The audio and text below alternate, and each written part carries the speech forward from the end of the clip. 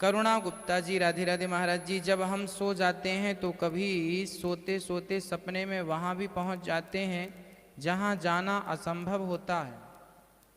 देखो, हम कई बार ऐसे सपने देखते हैं जो बिल्कुल अलग होते हैं। कैसे सपने हैं ये?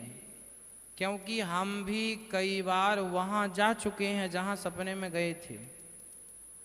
इस शरीर से नहीं, किसी और शरीर से। आपको क्या लगता है, जैसे ये पृथ्वी है ऐसे और भी पृथ्वियां हैं। हमारा केवल इस पृथ्वी में जन्म नहीं हुआ, अनेक पृथ्वी। आज जिसे आप एलियन कहते हैं, क्या कहते हैं?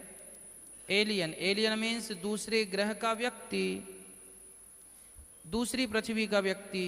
तो आज हम इस पृथ्वी में जन्म लिए हैं, किसी जन्म में हम दूसरी पृथ्वी में जन्म लिए होंगे, वहां के रहे होंगे। तो कभी कभी वो सपने में आ जाता है, क्योंकि सब अंदर तो रहता, मन तो तब भी था, आज भी मन है, यही मन तब भी था, यही तो रिकॉर्ड मन में होता है।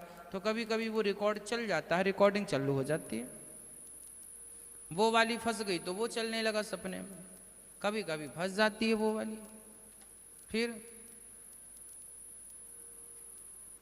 चेतना कश्यप जी, राधे राधे महाराज जी, कहते हैं कि दया से बढ़ के कोई धर्म नहीं होता, परंतु कुछ शास्त्रों में धर्म की श्रेष्ठता बताई गई है। कृपया बताएं कि धर्म बड़ा होता है या दया? गोस्वामी जी क्या कहते हैं?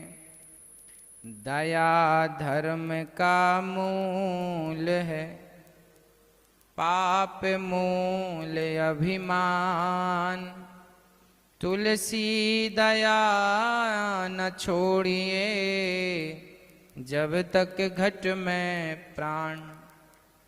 दया धर्म का मूल है। धर्म क्या है? दया ही धर्म की जड़ है। यदि आप दयावान हैं तो आप धर्मात्मा हो सकते हैं।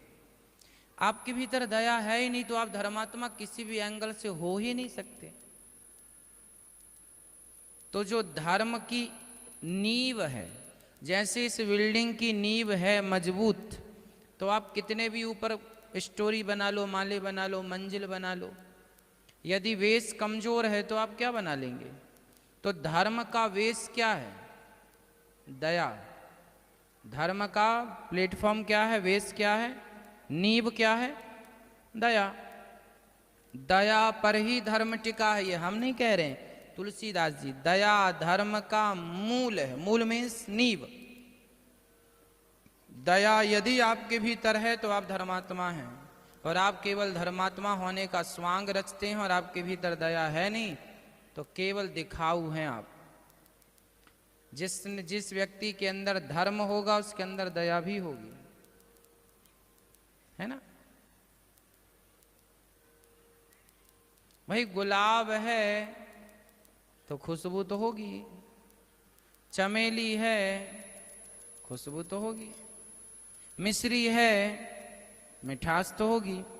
जैसे मिश्री को मिठास से पृथक नहीं किया जा सकता, मतलब अलग नहीं किया जा सकता, उसी प्रकार दया से धर्म को अलग नहीं किया जा सकता।